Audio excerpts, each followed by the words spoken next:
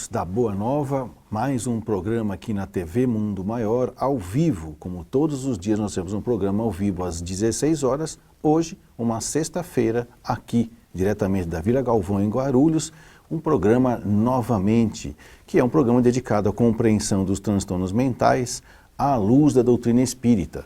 Eu, João Lourenço, esse que vos fala, vamos dissertar aqui sobre vários assuntos, sempre à luz da doutrina espírita e fazendo um link que eu acho muito importante dentro da doutrina espírita, dentro das patologias que podem acometer o ser humano, como que isso interfere, direto ou indiretamente, na sua parte espiritual. E também como isso pode interferir, além da parte espiritual, na prática mediúnica, como que isso pode interferir.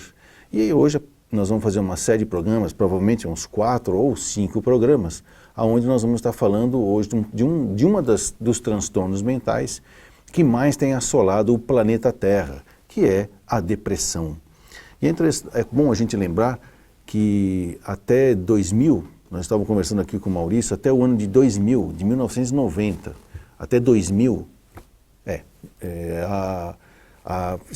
descobriu-se um monte de remédios psiquiátricos novos, principalmente os antidepressivos, que é o que nós chamamos que foi a era Prozac, né? A fluoxetina. Prozac é um nome comercial de uma substância que foi criada pelo laboratório Lilly chamado fluoxetina, e que na época foi um grande boom de descobertas, ou que incentivou mais descobertas na indústria farmacêutica. Claro que não deve ter sido porque eles amam a natureza e amam o ser humano, e sim porque talvez tenham vontade de ganhar dinheiro, mas você veja como é interessante, até a ganância, que é uma derivada do egoísmo, também serve a Deus. Porque se não fosse isso, que é o que é possível no planeta Terra, as coisas não evoluiriam. Ou seja, a gente evolui com o que tem, e é isso que Deus espera da gente. E quando surgiu esses remédios, em 2000, quando Bush assumia a presidência dos Estados Unidos, acho que pela primeira vez, né, ele disse que tinha encerrado a década do cérebro, que é de 90 a 2000.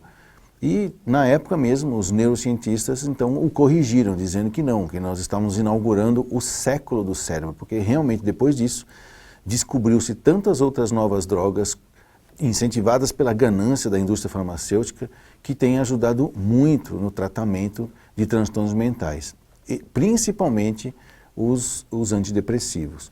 Lembrando que provavelmente as indústrias farmacêuticas viram isso como um mote de mercado, observando o comportamento, principalmente do povo norte-americano, em que aumentava o índice de casos de depressão. Provavelmente por uma série de contingências biológicas e psicológicas e também sociais daquele país, onde as pessoas acabavam mais facilmente ativando mecanismos reativos de depressão, e alguns entrando em depressão mais grave porque tinha já predisposição genética.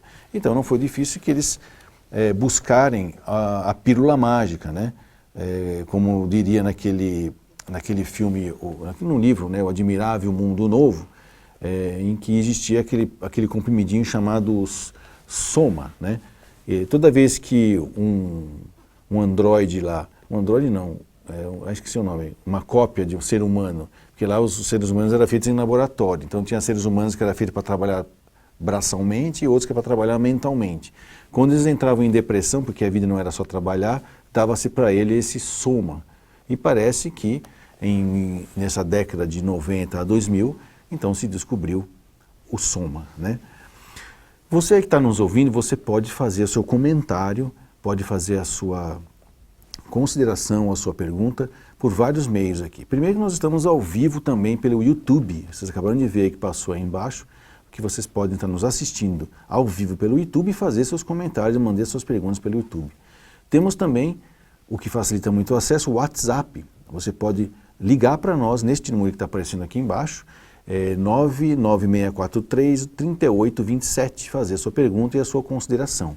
Estamos começando agora a falar de um assunto que é a depressão, e vamos fazer um link disso com o mundo espiritual e também a vida espírita, porque o mundo espiritual é igual para todo mundo, mas a vivência espírita acontece só entre os espíritas, vamos dizer assim.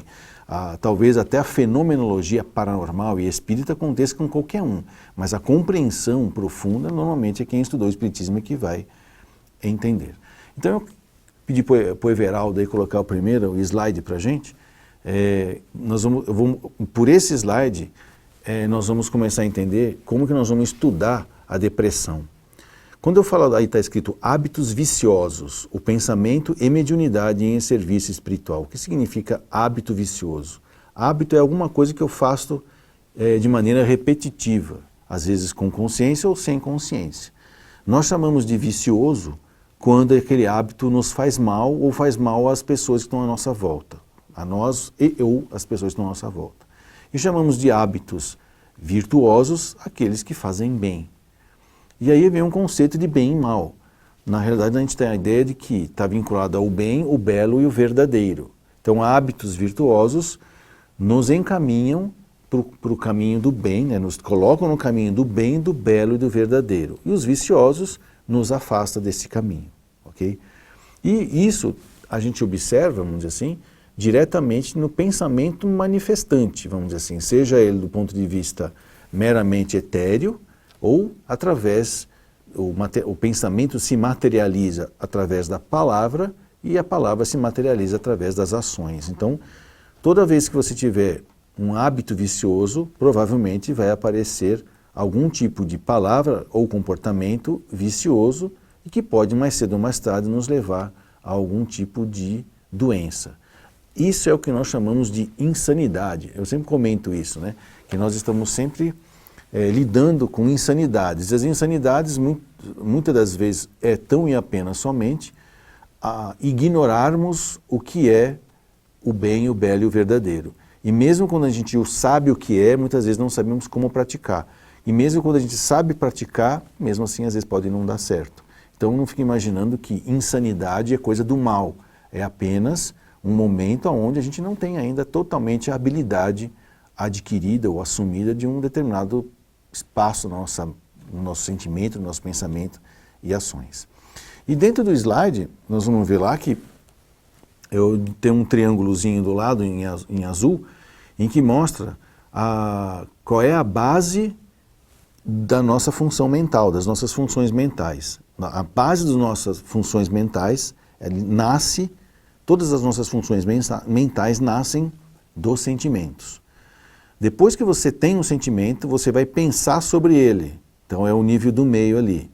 Depois que você pensou, que tirou conclusões em cima do sentimento que você teve, você vai cometer uma ação.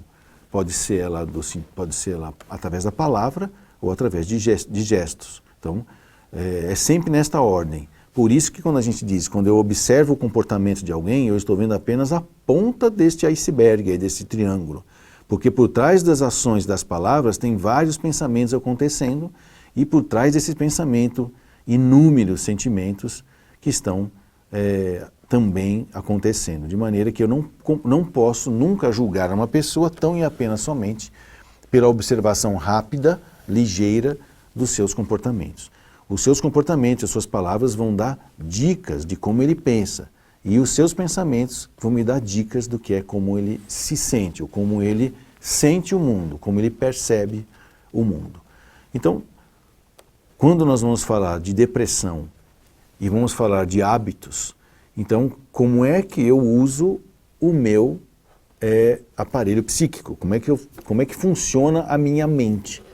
Então esse sentimento, pensamento e ação, e também eu sofro ações do meio que vão me fazer pensar e vão me ensinar um sentimento ou evocar um sentimento que eu já tenha, e esse vai e vem de informações vai ficando gravado no nosso perispírito. Então é ali que todas as nossas experiências de vida, de sentimento, pensamento e ação, pensamento e sentimento, ficam ali gravados dando o nosso arcabouço que nós poderíamos chamar de caráter do espírito. E isso é o que vai dar, vamos dizer assim, o tônus da maneira pela qual eu enquanto entidade espiritual, lido com as coisas, com as pessoas e os lugares, ok? Aí chega um momento em que você, espírito, é convidado a aumentar as suas experiências através de vivências em locais diferentes e provavelmente através do processo da encarnação. Se você estiver aqui no planeta Terra, você vai ter uma encarnação bem material. E aí então é que surge o mergulho, vamos dizer assim, no mundo material. E aí vem aquela proposta que a gente fala, por que a gente tem que encarnar então? Não é melhor ficar lá no mundo, onde as coisas são perfeitas, no mundo espiritual, que é o que todo mundo sonha, vou dar uma desencarnadinha, vai ficar no mundinho perfeito? Não. Lá pode ser perfeito, mas não é completo. Para você completar a sua vida, você tem que vir aqui, ter experiências e trazer mais, ter vivências para trazer mais experiência ao seu espírito, no seu processo de aperfeiçoamento. Portanto, encarnar é a busca de se completar.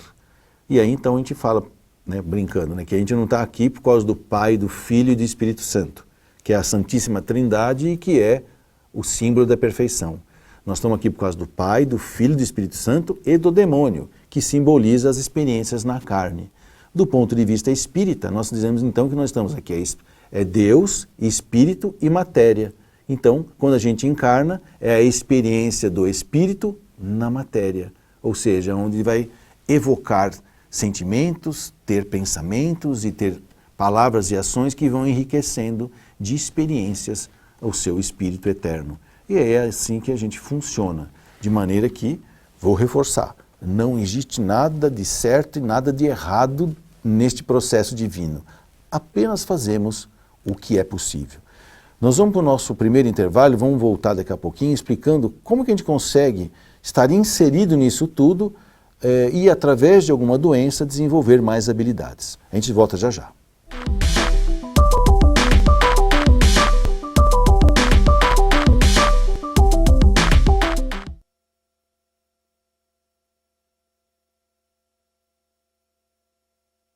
Ao comprar livros, DVDs e CDs na loja virtual Mundo Maior, você patrocina a divulgação espírita do maior complexo de comunicação espírita do mundo.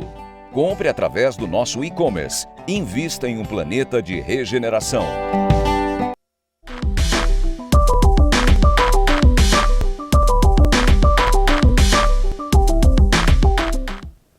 Novamente no ar.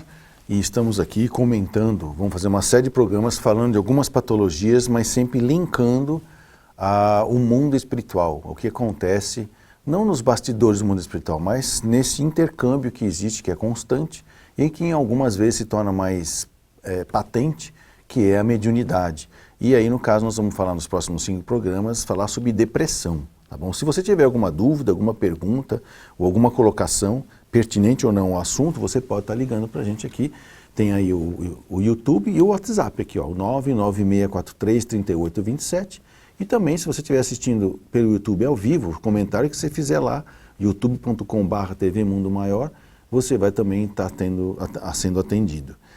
E aproveitando que você pode falar com a gente, vou fazer um pedido, né, que é o SOS Espiritismo, que você pode nos ajudar a manter todo esse equipamento e esse staff aqui funcionando com apenas alguma contribuição, que às vezes a contribuição não é nem financeira, é você nos ajudar a perceber aonde nós podemos conseguir apoio financeiro. O telefone está aqui, ó, é 0800 12 18 38 ou amigosdaboanova.com.br/Espiritismo SOS.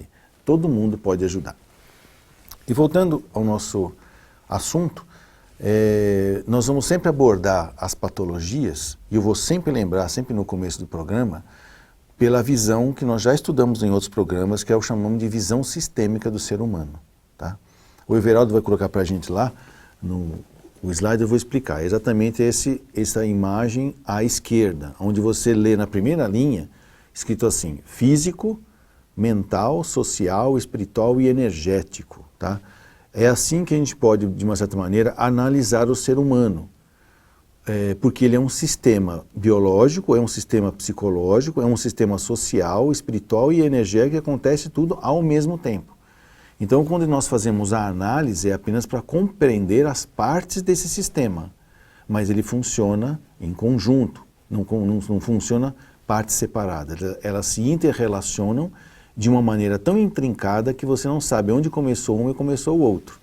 Então, logo após a análise, que é partir em pedacinhos alguma coisa, como analisar um despertador, eu vou desmontar as partes dele. Depois eu tenho que fazer a síntese, eu tenho que montar esse despertador de novo e perceber que cada peça, apesar da sua função importante, trabalham em conjunto. Ok? Então, dentro desse contexto, o ser humano não pode esquecer, não podemos esquecer que o ser humano é composto, portanto, de 5 partes, vamos dizer assim, para fins didáticos, tá? Já que acontece tudo junto. O biológico, o psicológico, o social, o espiritual e o espírita. Eu separo o espiritual do espírita, lembrando que o espírita, eu estou me referindo à fenomenologia espírita, ou que praticamente são 2 fenômenos mais delimitados, né? O intercâmbio mediúnico e como é que chama isso? A fluidoterapia, ou seja, o movimento dos fluidos que são invisíveis. Então, isso é uma contribuição da prática espírita. Tem a doutrina espírita, seu aspecto religioso e filosófico, e existe a parte científica, que estuda esses movimentos fluídicos e também nos ajuda a entender o intercâmbio, que é a comunicação mediúnica, que se faz entre um espírito desencarnado com nós, os espíritos encarnados.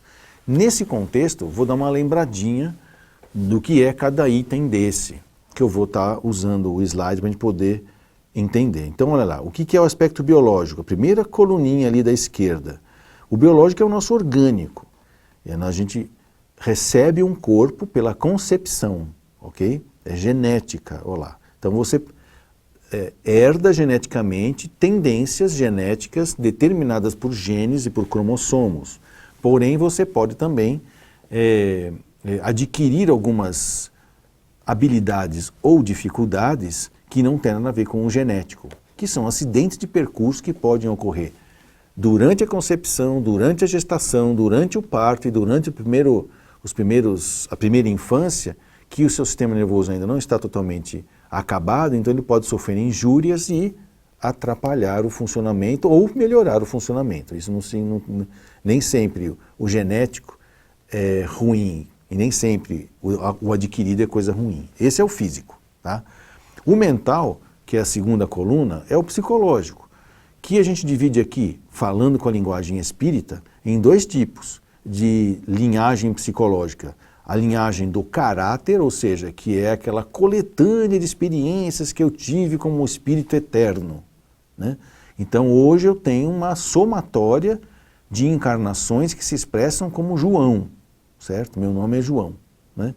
Porém, eu tenho a personalidade adquirida hoje, na minha encarnação atual, que também se chama João, vamos dizer assim, vai estar com o nome de João. Então caráter é a resultante de todas as experiências das minhas encarnações. E personalidade é a experiência que eu estou tendo agora, na minha encarnação de agora, ok?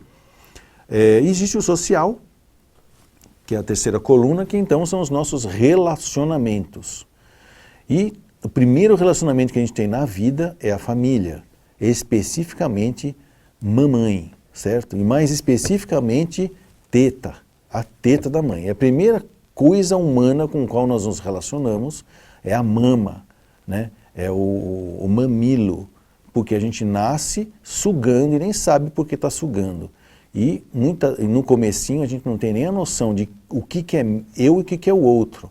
E bem no comecinho mesmo nos dá a impressão de que eu e a mama da minha mãe são a mesma pessoa. Então na família é que a gente começa a aprender que existe o eu e os outros. E isso vai acontecendo devagarinho. Aos poucos o neném vai percebendo, olha, a teta não sou eu. Olha, a teta tem dono. E olha que gozado, tem alguém atrás do dono da teta, que falam que é meu pai. E assim vai aumentando a maneira de eu entender o que é família. E o segundo grupo de relacionamento que nós participamos é o trabalho, que começa com a escola e em seguida a parte profissional. O espiritual eu chamo de transcendência, que é o quarto coluna, né? A transcendência é aquilo que está, que transcende ao nosso dia a dia, que a gente não vê, não pega, né, mas percebe. Então nós trazemos tendências do passado, e eu chamo de tendência aqui coisas que provavelmente a gente precisa aprender a fazer direito. Ou não sabe, ou tem que aprender a fazer direito. Então são tendências, né? E as disposições, para mim disposição são aquelas coisas que eu já sei fazer e sei fazer bem. E eu trago de experiências, inclusive de outras vidas, ok? E existe o lado energético, eu chamo de energético aqui porque a fenomenologia energética do mundo não reza a cartilha espírita, tá? A fenomenologia paranormal, energética do universo existe antes, durante e depois que o espiritismo foi criado, ou que houve o advento, né, do espiritismo. E o que o espiritismo nos traz? É como eu te falei, nós já falamos, né, a possibilidade da comunicação dos desencarnados com os encarnados, e que a parte mais prática disso nós chamamos de desobsessão.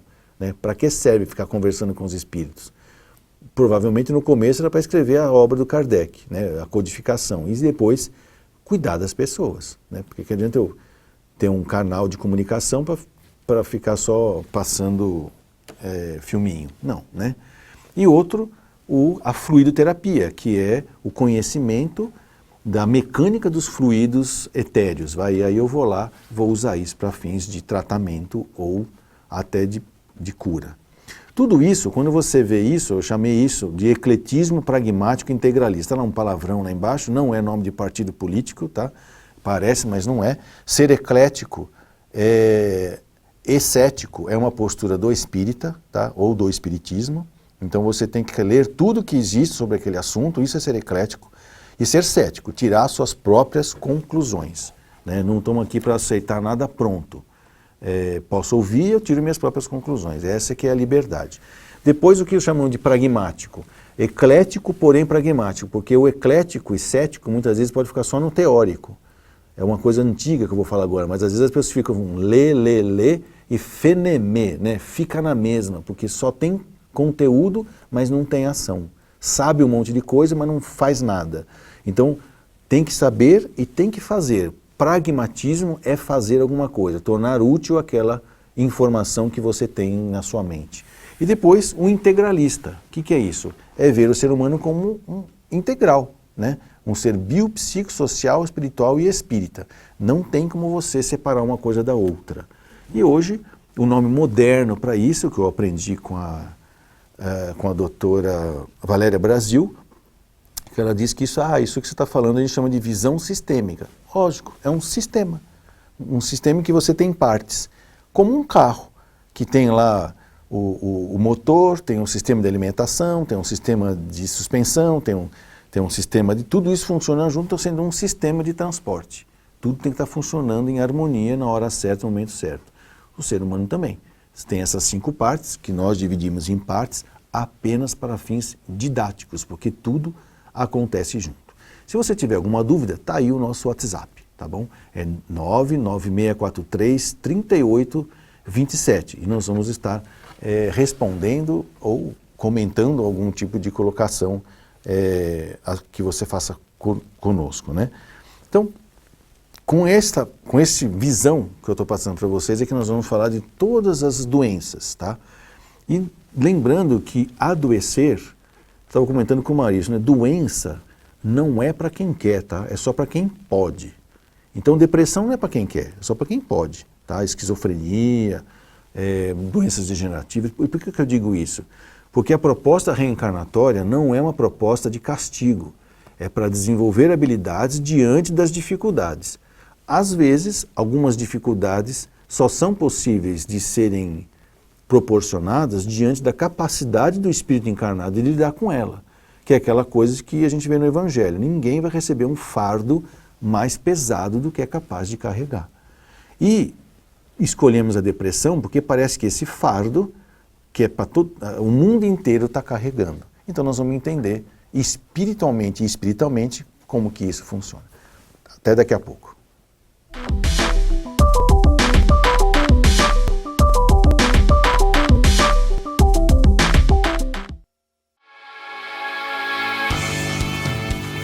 Com você, nós podemos levar Jesus.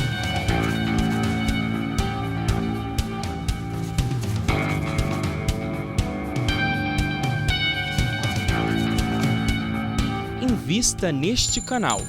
Invista em um mundo melhor.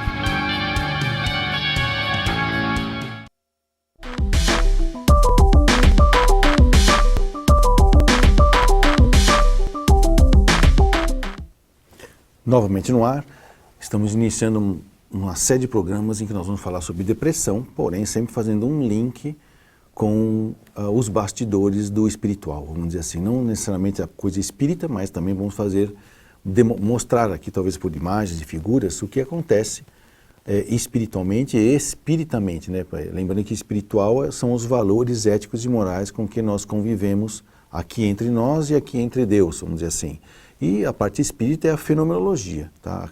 A comunicação entre nós e os desencarnados e a mecânica dos fluidos etéreos, vamos dizer assim, que isso suscita, mobiliza e acaba sendo a causa de algumas coisas. Mas antes disso, temos aqui um WhatsApp, né, que chegou para a gente fazer uma pergunta, que eu acho que é interessante.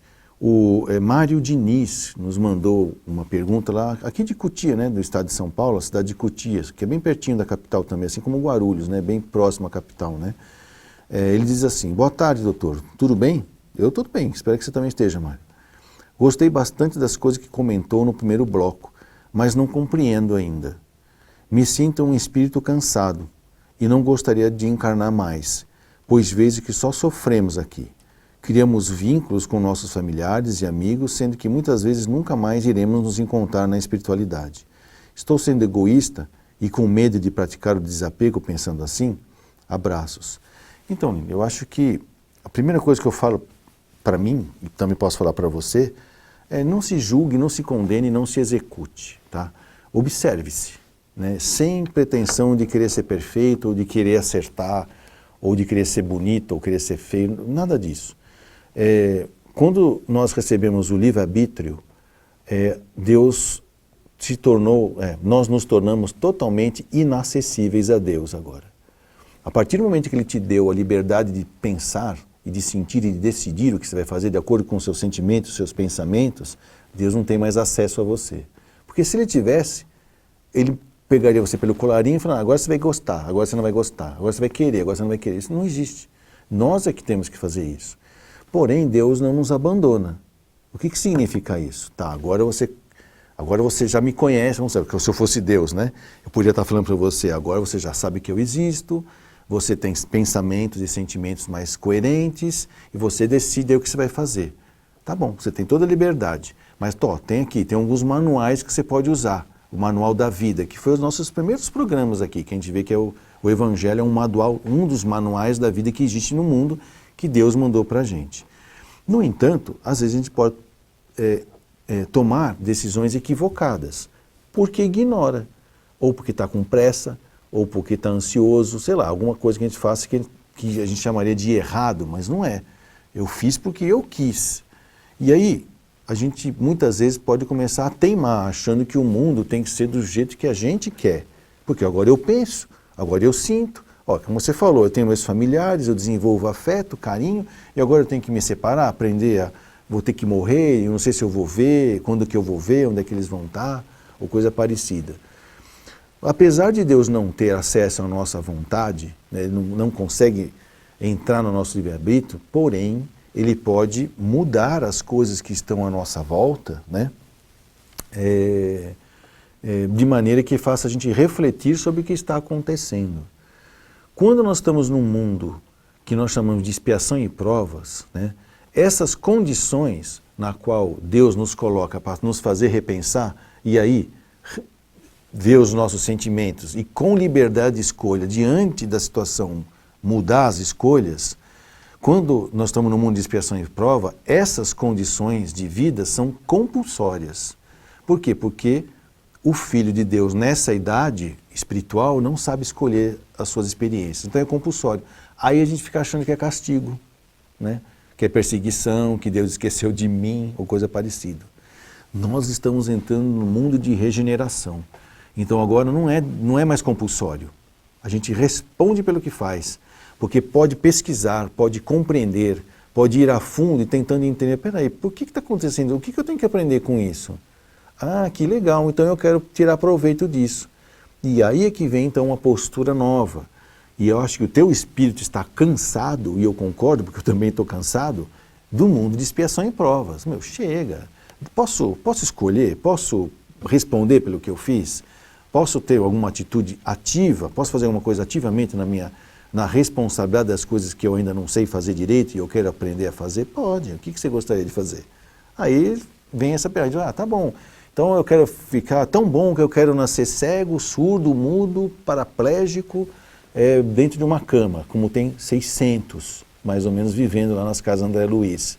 Aí é provável que Deus fale, olha, eu acho que é melhor não, meu. Você não aguentaria nem ter uma unha encravada. Vamos com calma. Vamos nascer pelo menos, sei lá, com algum tipo de dificuldade, que, sei lá, de apego à família, por exemplo. Vamos elaborar o amor que você tem, se apegando e depois aprendendo a se desapegar. Já está bom. Então tá bom, então é isso que eu vou fazer. O que você sente como cansaço é tipo assim, chega de aprender coisas através do medo, da culpa, das raivas e das emoções fortes, do apego. Não quero mais aprender assim. Até eu estava comentando, ninguém ensina a amar por medo e culpa. Né? Não ensina. Mas é uma preparação do mundo de expiação e provas para, quando nós tivermos uma consciência um pouco maior, pronto, agora eu posso aprender de maneira responsável. Ou seja, eu quero aprender isso. Tá? Então o que você quer fazer? Quero nascer assim, cozido e frito. Mas você conversou com o seu mentor? Eu comentei, ele vai me deixar nascer só cozido, frito ele acha que eu não aguento. Então tá bom, então vamos lá fazer isso, vamos ser responsáveis. Faça aquilo que é do seu real tamanho. E aí vem uma dica que eu falo para o Mário aí, e para todo mundo que esteja nos assistindo. Quando você vacilar, tá? Que o Mário está falando que está vacilando, e como se fosse só ele, né? Como se eu não vacilo, mas a gente vacila. Sabe aquela coisa que Jesus deixou bem claro? Pai, dá para afastar esse cálice de mim? Deus falou para ele assim, dá, meu filho, se você não quiser ser crucificado, não precisa, alguém vai fazer isso. Não, então peraí, eu faço eu, porque é a minha vez de fazer alguma coisa de bom aqui para o universo. Um espírito crístico que vacilou, você não vai vacilar, eu não vou vacilar, eu vou. Então quando a gente vacilar, no mundo de expiação e provas, eu sugiro você orar. E não é orar do tipo assim, afaste esse cálice de mim, né? Não, Deus, qual é a sua vontade sobre mim? E espera, porque vai vir. Ele vai falar, Deus vai falar com você. Por uma conversa atrás do ônibus, como já aconteceu comigo, quando eu era adolescente, estava com uma preocupação da minha idade, é claro.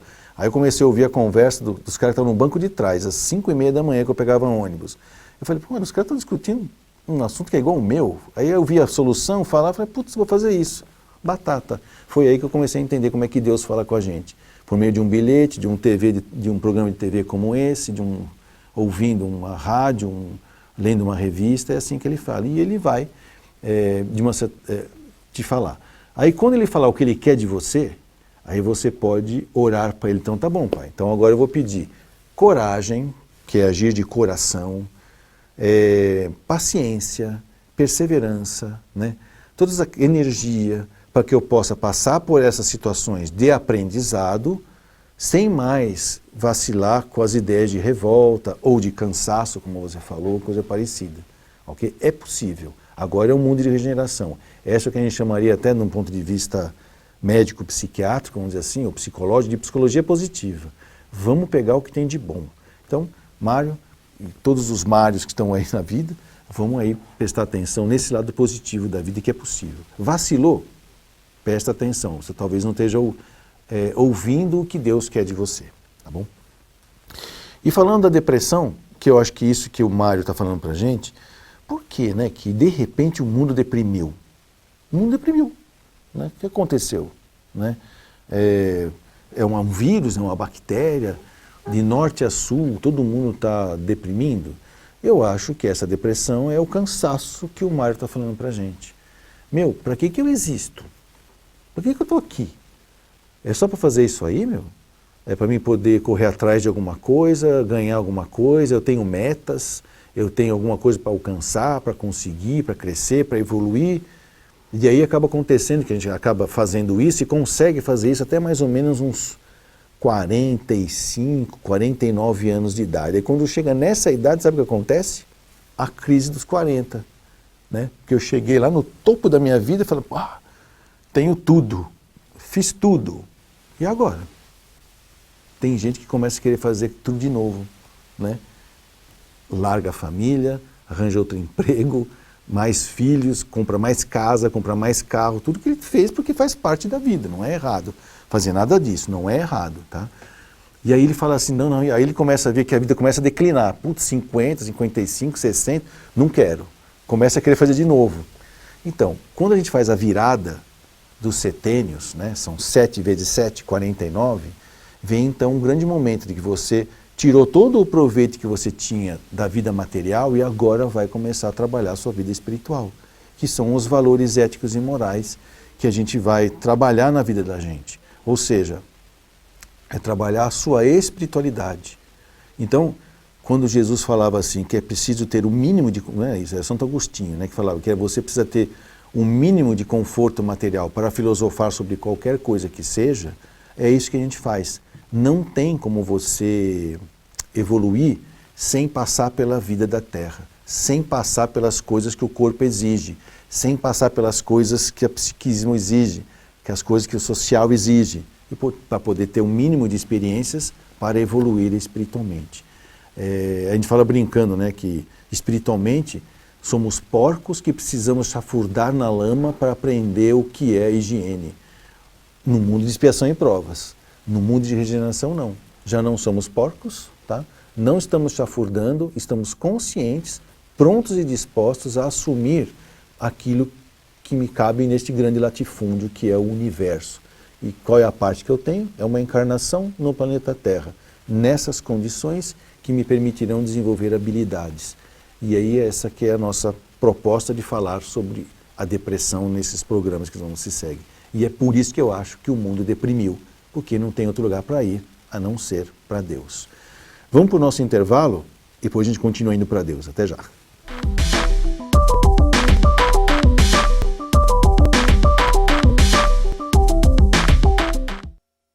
Seja sócio do Clube Amigos da Boa Nova e contribua com a divulgação da doutrina espírita. Esse é o Mundo Maior em Debate. Acesse www.amigosdaboanova.com.br ou ligue para 0800 12 18 38 e associe-se.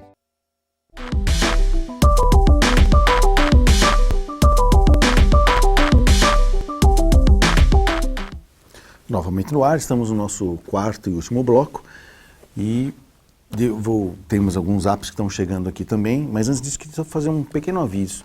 O Júlio Sena, que é o nosso coordenador de produção, que ele já falou 2 vezes, já esqueci, coordenador de produção, conversando com ele, as pessoas estão me perguntando, e eu vou fazer uma coisa óbvia, né, que é explicar. As pessoas estão me perguntando por que não está mais tendo o programa novamente na rádio às 10 horas da manhã. Está havendo toda uma reestruturação e a maneira como está sendo, que vai começar a ser feito agora, é que este programa, que é o programa de TV, é que vai ser transmitido pela rádio. E isso ainda não está acontecendo. E provavelmente, quando isso acontecer, também não vai ser mais às 10 horas da manhã, vai ser às 16 horas, porque também vai ser ao vivo.